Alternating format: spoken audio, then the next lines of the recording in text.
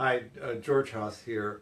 I wanted to continue the conversation on meditation interventions for the addiction process, looking at the fourth module, which is difficult interpersonal relationships as causal to relapse. And here really what we're talking about is attachment conditioning in early childhood, then playing out in relationships or the way that you form relationships in your adult life. In addiction, there's a high correlation between the fearful avoidant attachment strategy and addiction. So some studies show that 70% of people with this attachment strategy also report addiction. And so I think that it's useful to really try and explore the conditions around how this happens to people, since it seems to be so highly correlated with addiction processes, both substances and processes. So the childhood experience of an adult who develops the fearful avoidant attachment strategy would be disorganized. The child would find either the caregiver frightening to them or that the caregiver was frightened of them, so that in making an empathetic connection to the caregiver, they experience a high level of the parent's anxiety, which frightens them, so that they don't rely on the caregiver as a source of safety. Fearful avoidant children and also fearful avoidant adults are characterized by the attachment mechanism going off, which propels them to seek proximity to their attachment figure, and then the fight or flight mechanism activating and canceling each other out. So often what you see is a child who rushes for the attachment figure only to have the process of seeking proximity interrupted by the fight or flight mechanism, which paralyzes them. So you may notice, say, a toddler run near or behind the caregiver, but not actually seek that proximity, not actually dive into the caregiver's lap for comfort. They're always standing an arm's length away from the caregiver. Often what happens to them when the attachment mechanism goes off, where they're propelled to seek comfort from their caregiver, and the fight or flight mechanism engaging and canceling it out, is that they collapse and are completely inconsolable, and at the same time make no attempt to seek consolation with anyone. Often this is the result of a chaotic home, a violent home, an abusive home. But it could also be related to changes of state in the caregiver's mind, depression or some kind of addiction in the home, where the parent is periodically altered in such a way that the child can't develop a constancy in the presentation of the parent. So that they remain apprehensive. What you notice in adults who have a fearful avoidant attachment strategy is that they tend to be sweet. The most common adjective, I think, really, that describes people with a fearful avoidant attachment strategy is sweetness. They also tend to be passive. It's hard to get them to make a decision. They also tend to be indirect. If you want them to express themselves authentically to you, they will move in the direction of an authentic expression, but often it's encapsulated in this riddle or puzzle. They don't really ask in a straightforward way what they want. And they do this because their view is of themselves as somebody who is not capable of getting their needs met, and the world is actually filled with people who are hostile to meeting their needs or will cause them harm. So that for a fearful avoidant person to explicitly ask for what they want is often interpreted as an invitation for them to be harmed. Often they feel it's better to go without their needs being met than to risk the harm that would come from asking for what they want. This, on the internal side of this experience, is a turmoil but on the external expression it seems to be a kind of passivity. What often happens in relationships with a fearful avoidant person is because they present as passive, you begin to make decisions for them, and then later on you're introduced to the anger that arises in fearful avoidant people around not being seen. Where do you want to go to eat is answered by, I don't know, you choose, or where do you want to go? And you say, well, let's go have Chinese, and then you're in the Chinese restaurant, and the fearful avoidant person suddenly rages at you saying that they don't like Chinese food and they didn't want to come there, even though your presentation to them seemed ordinary. I have a list of things that I like to talk about in this attachment strategy. So fearful avoidant people are people with losses or sexual abuse in childhood and adolescence. And they often agree with the following statements. I am somewhat uncomfortable getting close to others. I want emotionally close relationships, but I find it difficult to trust others completely or to depend on them. I sometimes worry that I will be hurt if I allow myself to become too close to others. So if we look at addiction as an attachment disorder, and the cause, the underlying cause is that the conditions of early childhood were such that you found in the relationship with your caregivers no stability, no reliability, that when you come into adolescence and the cognitive ability increases to the point that you can actually assess whether the relationships that the caregivers made with you were in your interest or their interest, when you can assess whether or not they were reliable or not, and you find that they were not, and that the decisions that they made around your care were actually mostly for their benefit, you make the decision that other people aren't reliable and that you need to develop a system of being in the world that doesn't require you to depend on anyone. With a fearful avoidant person, this is kind of amped with the experience that if you actually expose yourself and are vulnerable to other people, you're inviting harm, that they're going to in some way hurt you. People with this attachment strategy have mixed feelings about close relationships. On the one hand, they desire to be emotionally close. On the other hand, they feel uncomfortable with emotional closeness. So what you often notice in this particular dynamic is that they're very engaging and want the relationship, but as soon as you get close, they put up a barrier. So it's a kind of come here, go away experience with them. These mixed feelings are combined with sometimes unconscious negative views about themselves and their partners. Of all of the attachment strategies, this is the only one that has a negative view of self and other. All of the other ones are varied. If you remember, with the secure attachment strategy, the view of self is somebody who's capable of getting their needs met, and they view the world as filled with people who will willingly meet their needs. In the dismissive view, this inflated false sense of self, which is I am terrific, I am amazing, masking that deep conviction that nothing that I do will get my needs met, that terrible sadness, that inflated sense of themselves, and that they think of other people as really not up to the task, not good enough to meet their needs. This is the thing that creates a moral justification just for them to take what they want, because they feel people won't give it to them.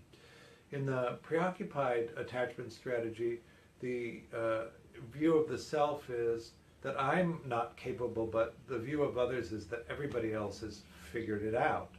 And so all I need to do is get them to take care of me.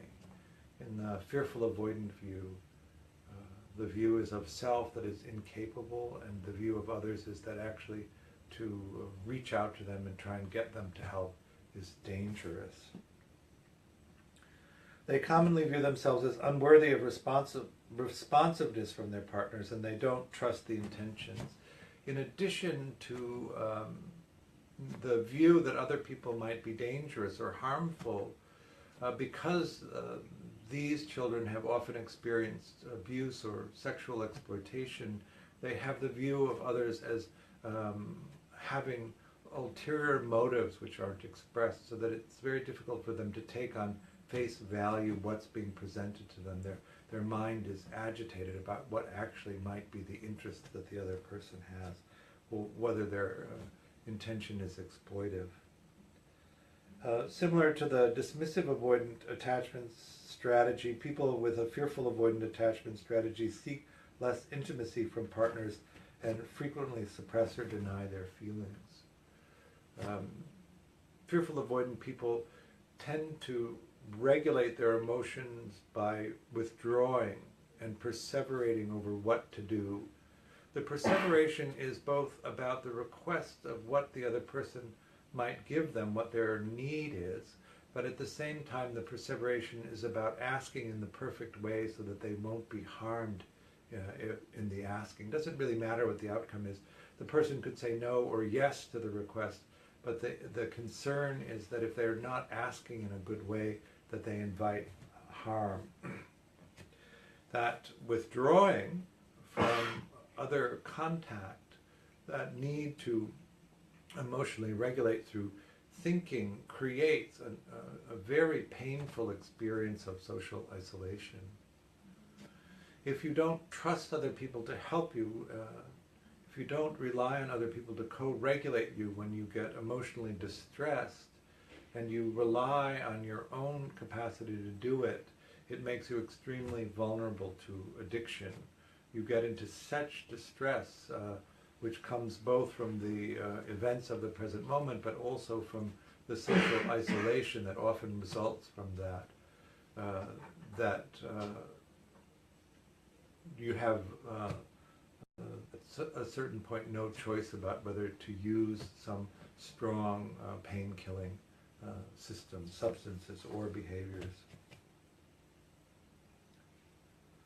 So this view, the fearful avoidant attachment view, is characterized by low self-confidence or low self-esteem, remembering that self-esteem is really based in the conviction that you're competent at getting your needs met, that you're competent in both relationships and in exploration. And this is absent in the fearful avoidant person often. Negative view of self and others, craving closeness to others but hesitant at the same time, fear of being rejected or abandoned. Remember that the attachment mechanism is really the system of regulating the abandonment experience. If you, so that it's quite ordinary to have the experience of separation or abandonment. But if your main strategy for regulating that is to withdraw yourself and to perseverate over what strategy to do in response to it,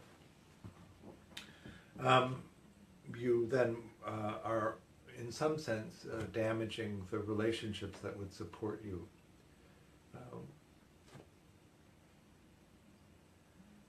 In talking about the remedy to this, the main response that a fearful avoidant person needs to develop is the ability to maintain a consistent communication.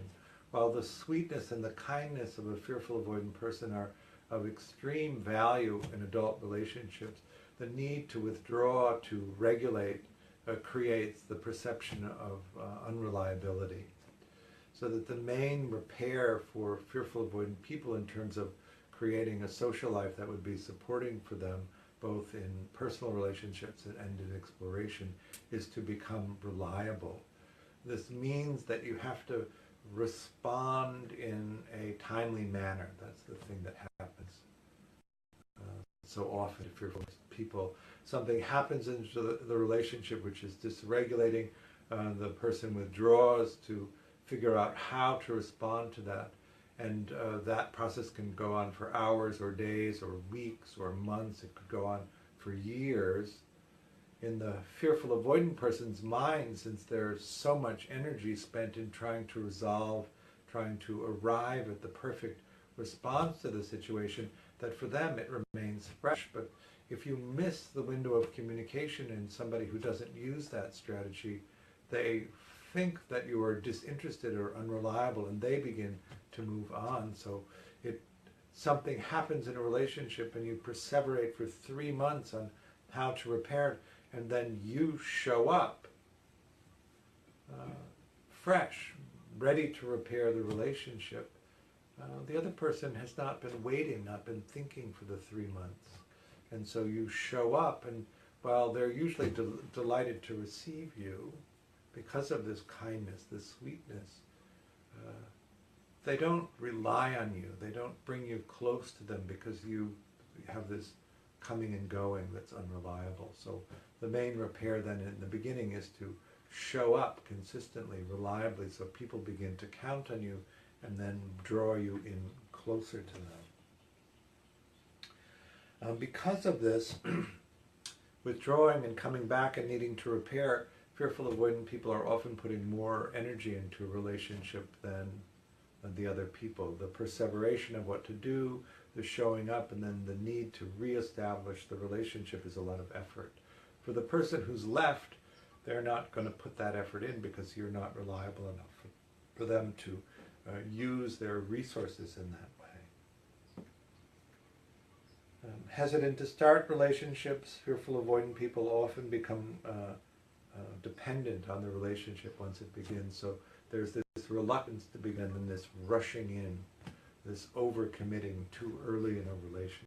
And it comes from this view that of such scarcity that if you don't do that, there won't be any relationship at all. They become passive when in relationships, and they blame themselves for all relationship difficulties. So that passivity of needing to do the perfect thing so that they don't lose the relationship or they don't invite harm appears as a passivity on the surface. So if you find that you're in relationship with a fearful avoidant person, what you can't ever do is choose for them. You need to allow them space so that they can make the choice themselves. If you don't, what you're likely to experience is that a little bit down the line there's an expression of anger that you've chosen for them in a way that they didn't want, with a sense of feeling unseen. There's a sense of insecurity in a fearful avoidant strategist. They tend to try to avoid conflict, except when they get so angry over it that they erupt in an expression of anger. They're guarded and reserved in relationships, especially about sharing feelings and emotions. This is this concern again around being harmed by expressing needs directly, and so they tend to be guarded, or what you may notice is that they express puzzles or riddles, indirect communication. They find it difficult to end relationships for fear of not being able to find another one to replace it. So this comes from that extreme social isolation that fearful avoidant people often experience in their lives, so that they have a touchstone of a relationship, even if it isn't a productive one. They don't want to give it up. If you look at combinations of how people interact with different attachment strategies, fearful avoidant people don't have many secure connections in relationships. Secure people like reliability, they like mutuality in relationships, and the unreliability of fearful avoidant people make them not a good candidate for a relationship. And secure people, since they see themselves as capable in the world as filled with good choices, don't want to put the social capital into a relationship with someone who's fearful avoidant.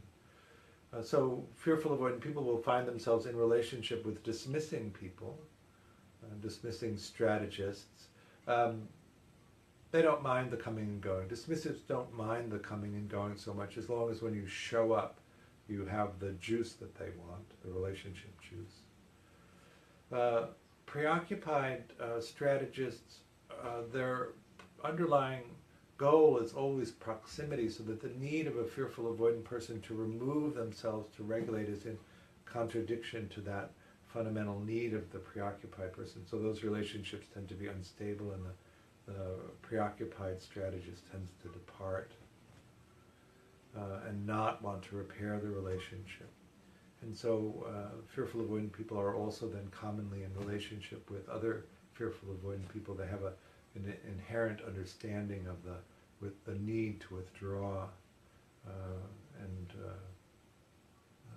but those relationships also don't tend to be so supported, because the outward expression of need to the other fearful avoidant person can often have them withdraw.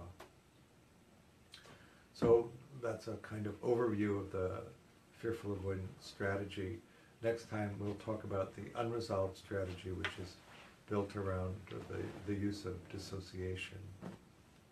Thank you.